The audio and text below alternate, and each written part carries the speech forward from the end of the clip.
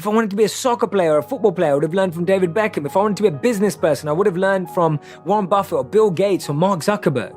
But I wanted to learn how to master the mind, and I wanted to learn how to master myself. And there's no greater master in that thought process than the monks.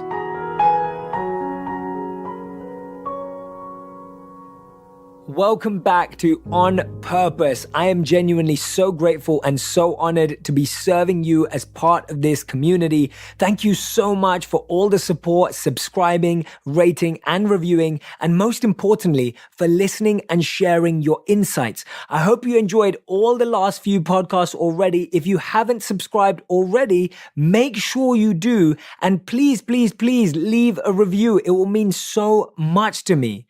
Today, I'm letting you in.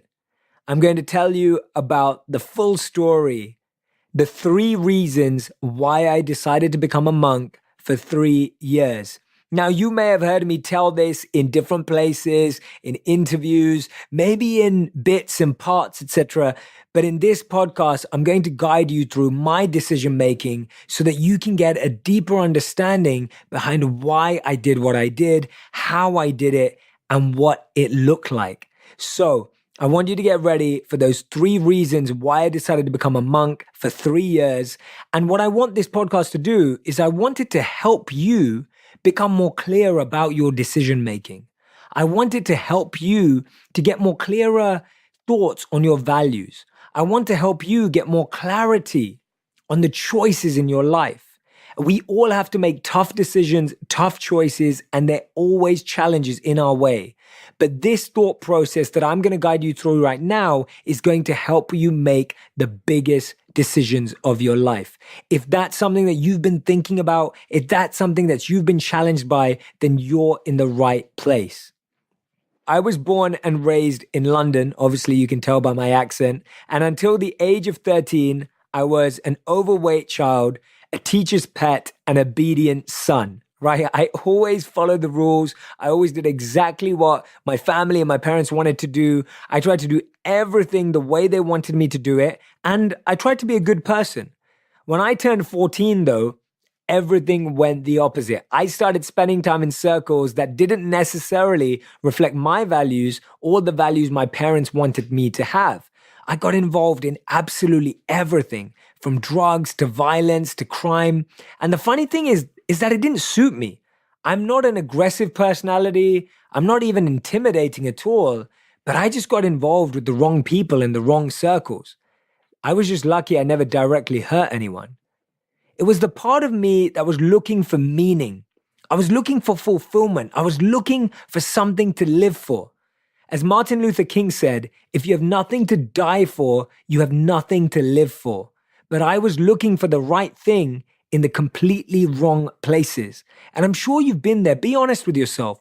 How many times have you been in a position where you're chasing something or doing something, but then when you reflect, you're like, that's not even what I want. Why am I even doing that? Is it your surrounding that's making you like that? Is it some thoughts or some people? Whatever it may be, it's really important to reflect on it.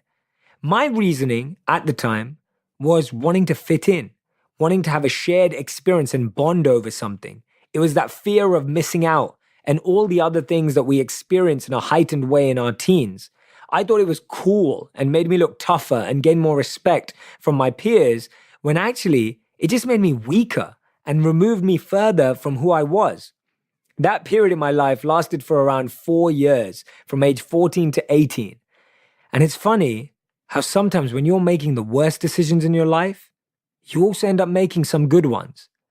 I became really fascinated with rags to riches stories and people who went from nothing to something.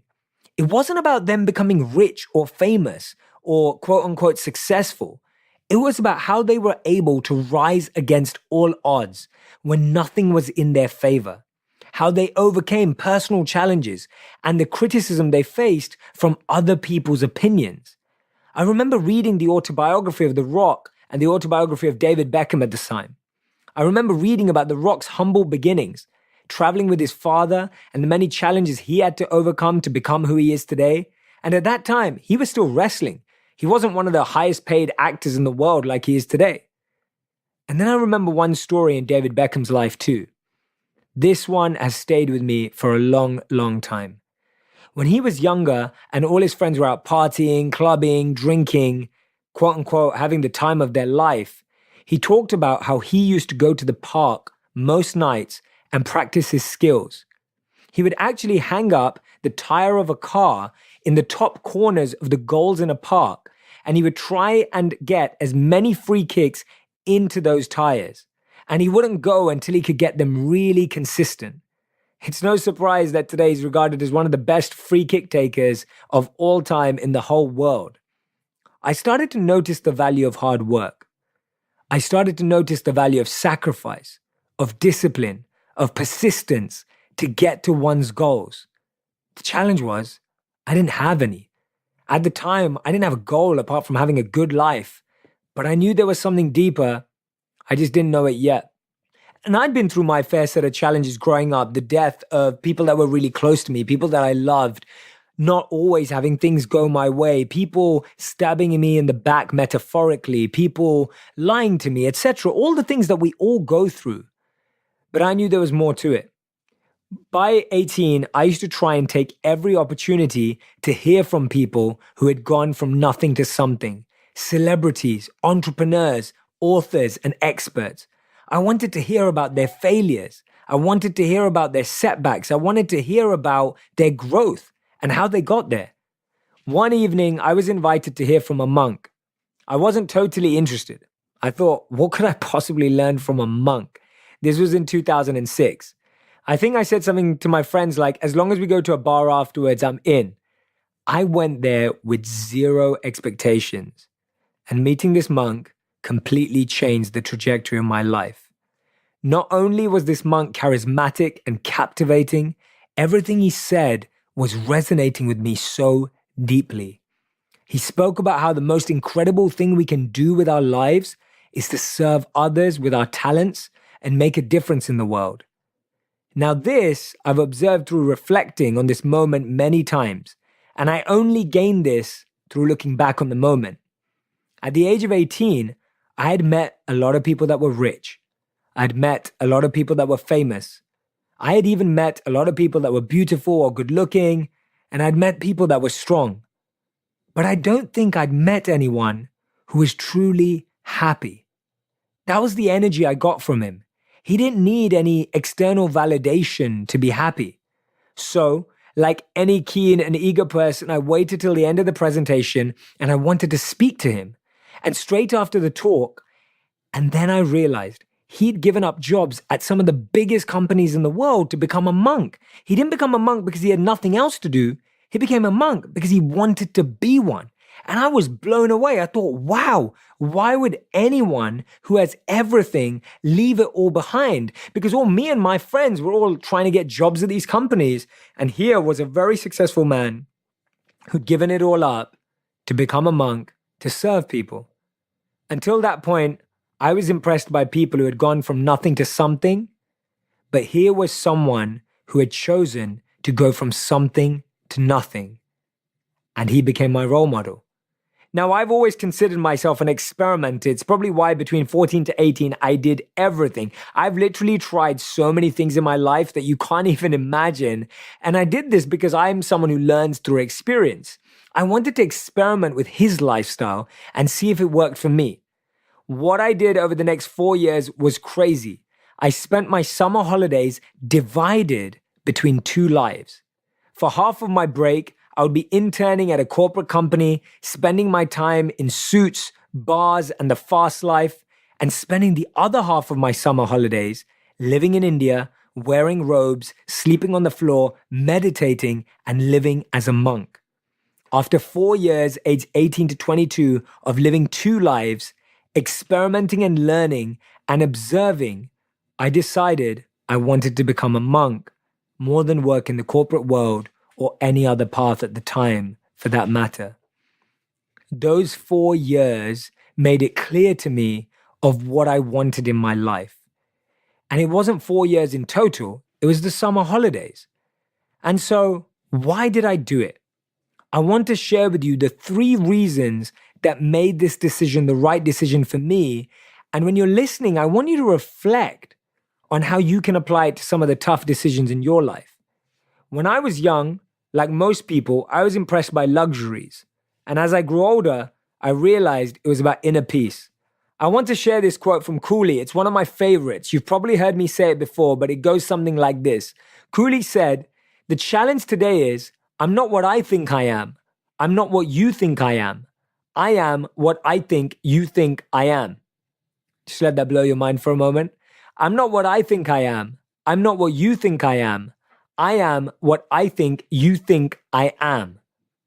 So basically, he's saying we live in a perception of ourselves. Meaning, if we think someone thinks we're smart, we feel smarter.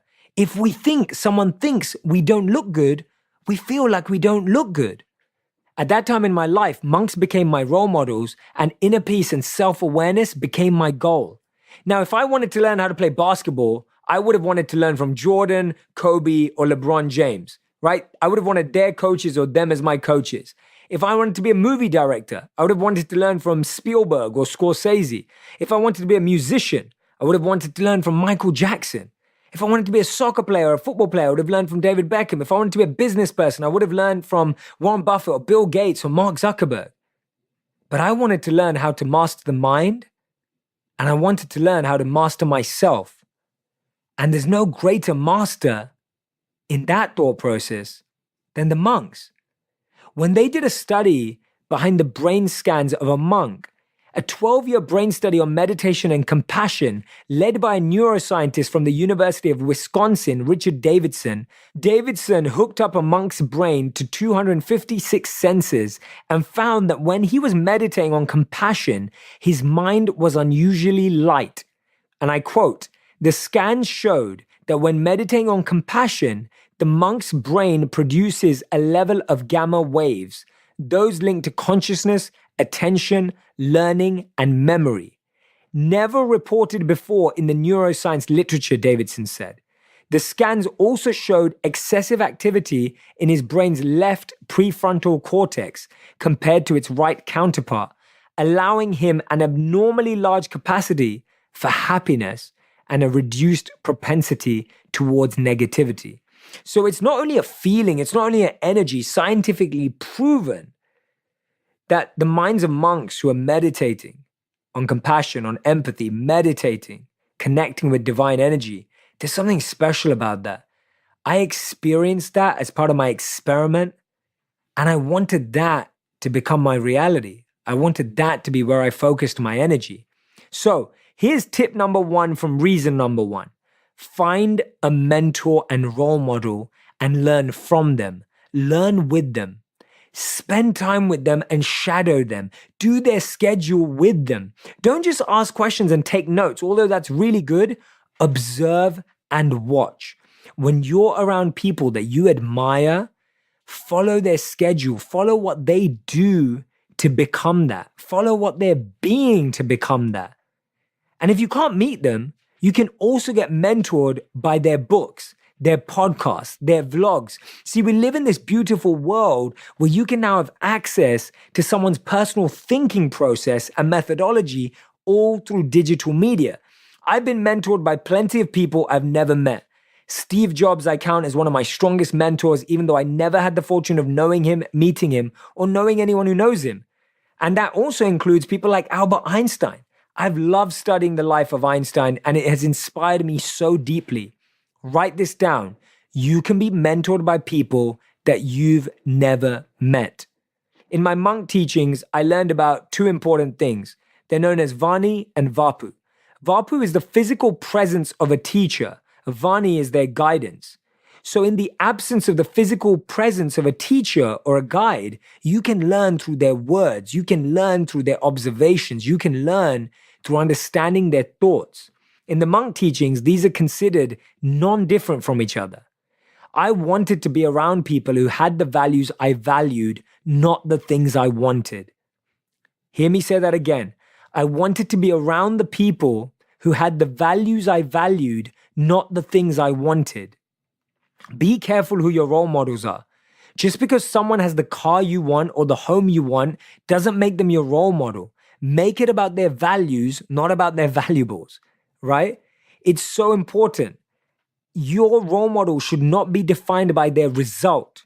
It should be defined by their mindset. Your role model should not be defined by their car or their home. It should be defined by their character. Your role model should not be defined just by their net worth. It should be defined by how they invest in relationships.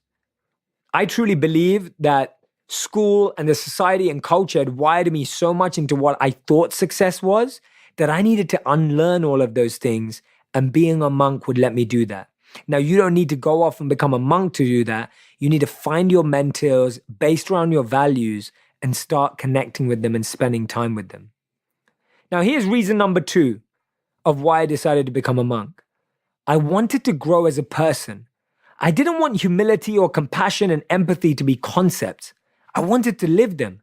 I didn't want discipline, character, and integrity to just be things I read about. I wanted to live them. I wanted to turn what I was learning into application. Einstein said, if you can't explain something simply, you don't understand it well enough.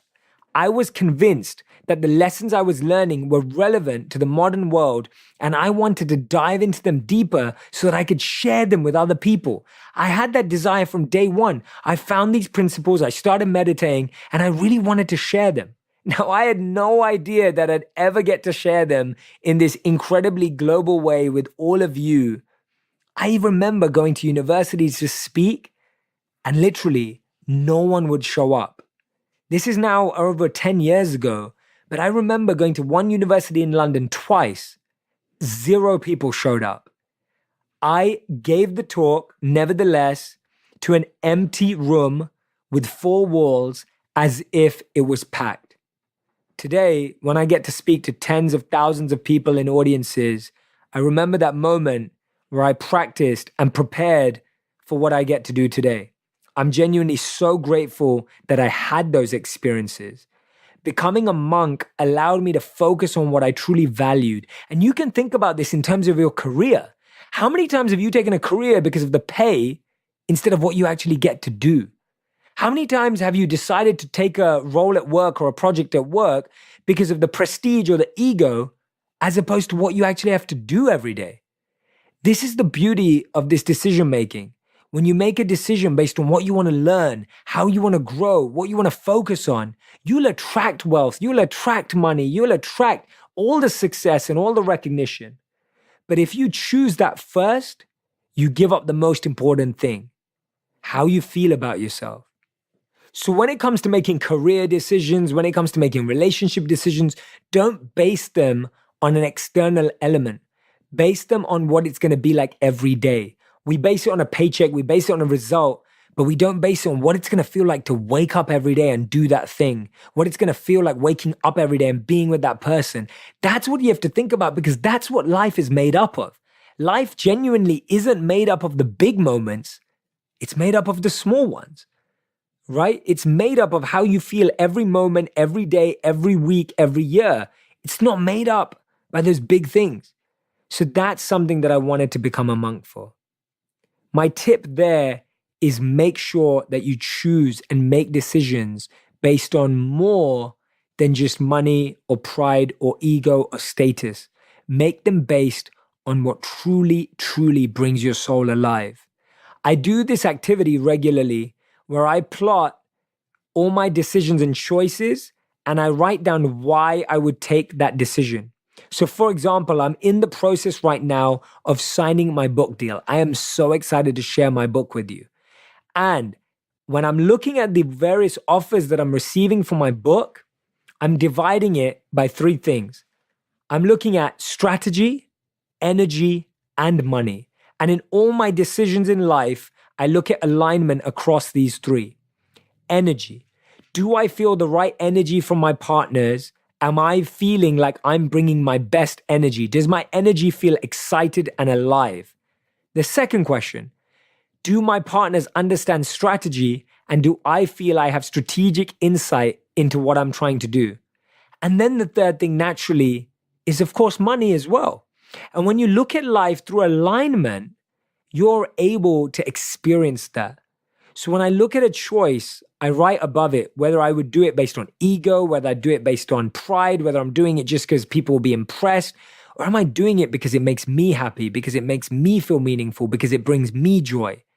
So what I call that is seed versus weed.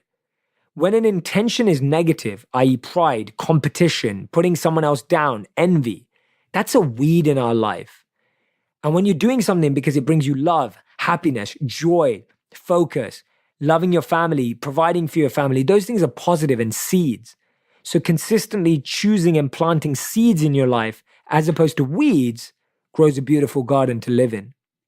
So that's tip number 2. And finally, reason number 3 for why I became a monk. One of my favorite thoughts is from Muhammad Ali. He said, service to others is the rent we pay for our room here on earth. The monks made me realize that service and impact were the real currency of happiness, not wealth, fame, or anything else. This was a huge paradigm shift for me, but something that I've experienced time and time again. We would always say, plant trees under whose shade you do not plan to sit. Think about that for a moment. When a seed is planted, the planter may never see the tree grow, but someone will. The planter may never taste the fruits, but someone will. The planter may never rest in the shade of the tree, but someone will. This was the monk mindset, recognizing that your actions do matter and make an impact. And even if you don't see the impact, the process is that special. I became convinced that using your talents to serve others was the goal of life, and I wanted to experience that. I often say your passion is for you and your purpose is for others. When you find what you're passionate about and you do it, it makes you happy. When you use what makes you happy to make others happy, to serve them, that's a purpose. And that's what I got to experience. Whether we were building sustainable villages or food distribution programs, I was genuinely living to serve and make a difference in the world. That mindset has stayed with me. It's the biggest part of how I govern my life. And the most amazing thing is, I was speaking about this at a huge corporate conference last year, and a senior executive approached me.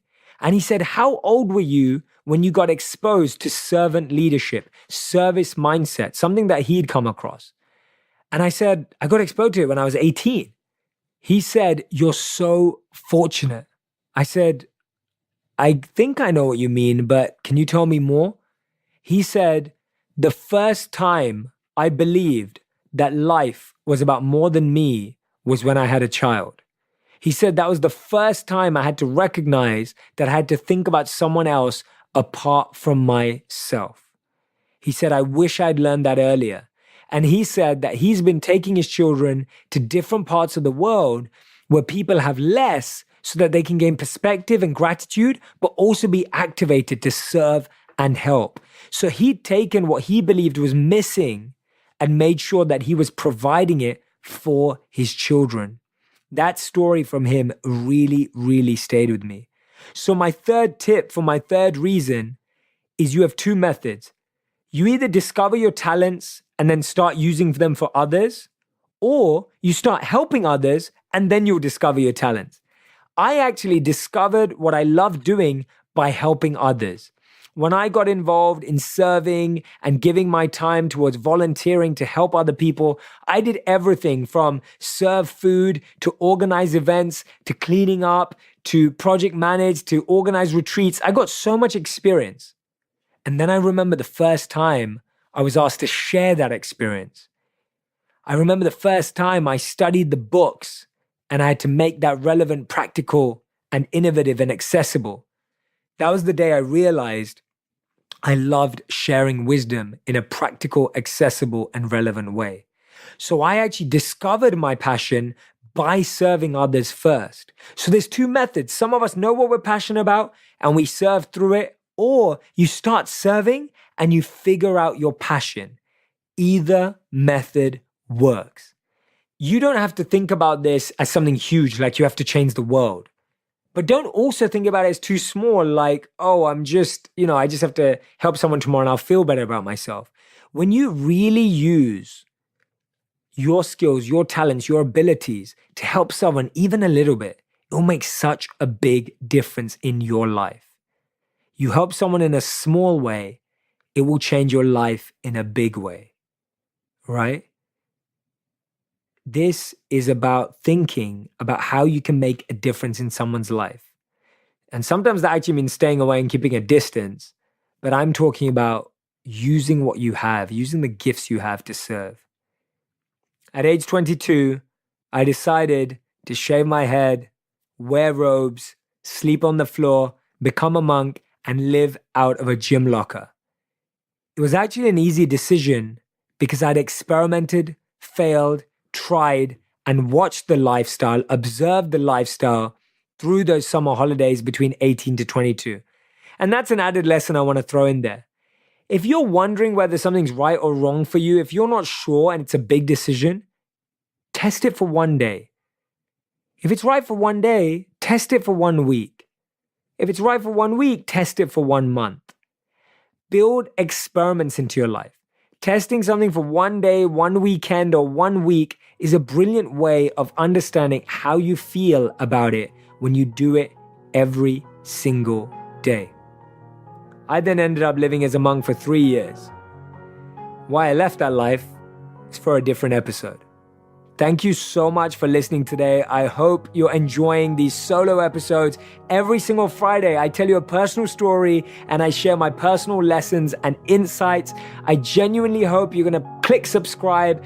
Please rate and review the show and share your best insight on Instagram, Facebook, YouTube, LinkedIn, wherever you're using. Please, please, please share your insights. I'm always looking out for them and I'll repost a few as well. Thank you so much for listening again. Make sure you check out next week's episode on Monday. We're going to have a brand new guest. I can't wait for you to hear it. Thank you so much. Have a great day.